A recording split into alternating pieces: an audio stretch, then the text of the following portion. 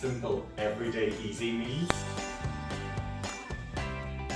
Slow cook sensations take a long time to cook, but very little work.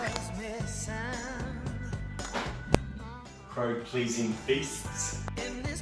Recipes that relieve the stress of the kitchen and evoke the tastes and comfort of home.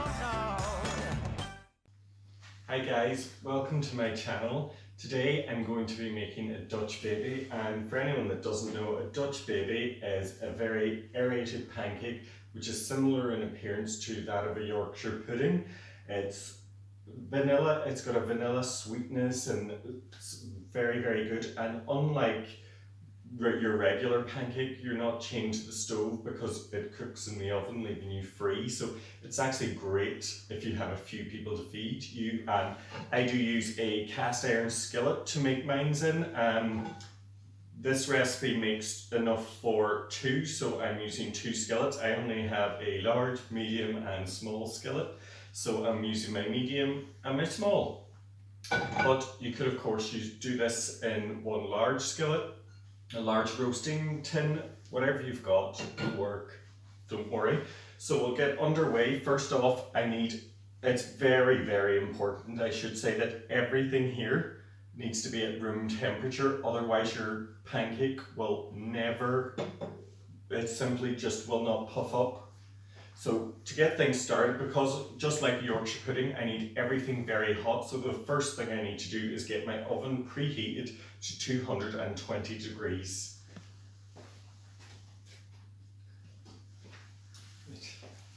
So we'll get on with the egg part. I need 3 eggs. And then I just need to whisk these. I want them slightly frothy, but nothing that you're going to need any heavy equipment for.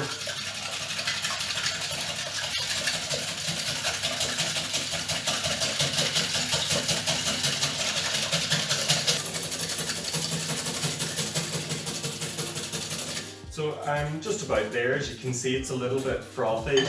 Doesn't take very long. Easy enough. So to this, I want to add a teaspoon of vanilla extract. And it really is worthwhile when you're buying vanilla to pay that little bit extra if you can afford it and get the extract rather than the essence, because the quality of flavour is just so much better.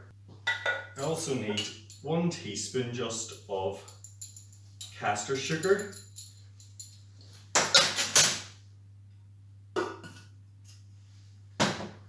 And then I have 150 mils of room temperature milk as well. And again, we're just going to whisk this just a couple of moments.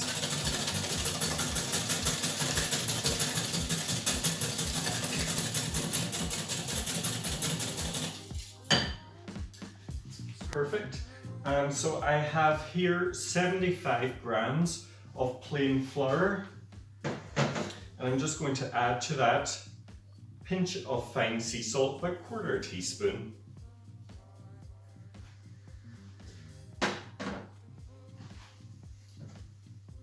Just give that a little shake to disperse it. And then in this goes.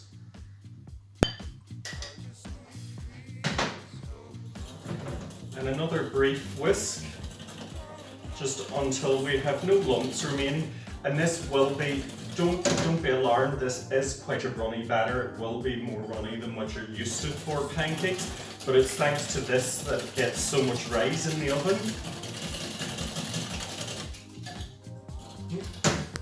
Batter's done, as easy as that. So next stage, we need everything very hot, because as soon as it goes into the oven, we want it to puff up. So I will get some heat on under these pans.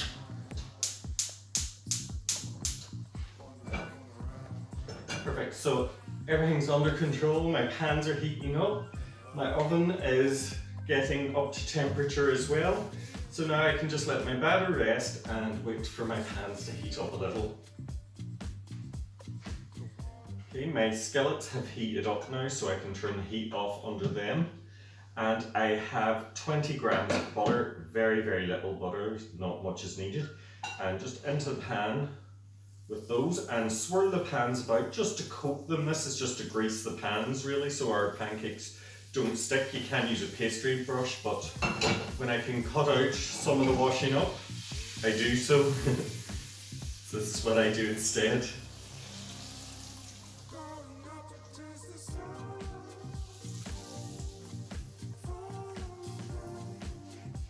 You can see how when the pans are hot, how quickly.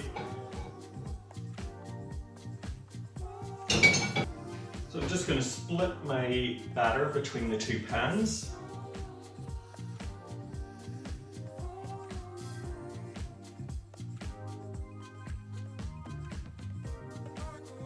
And straight into the oven. You want to work quick with these so things don't cool down too quickly.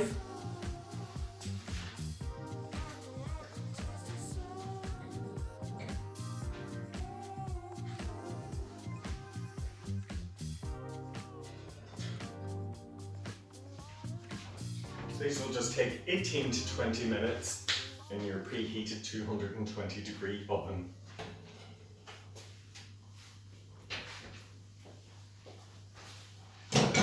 So my pancakes have had their time in the oven and they should lift out very easily. Be careful, they are very hot. So as you can see, it's very similar in appearance to Yorkshire pudding, and I have to eat it with maple syrup and blueberries, of course. I'll tumble in some berries. Now the trad way of eating a Dutch baby is with some sugar and lemon juice, but this is one of my favourite ways, or with some bacon, syrup and poached eggs.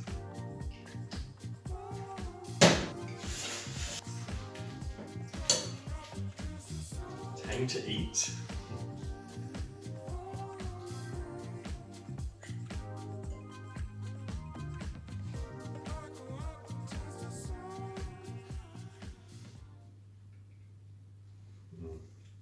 It's so light.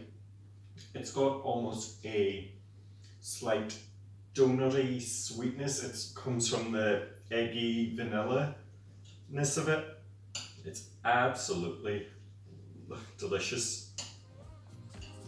So guys, if you like this recipe, please give this video a thumbs up and don't forget to hit that subscribe button and turn on the notifications below.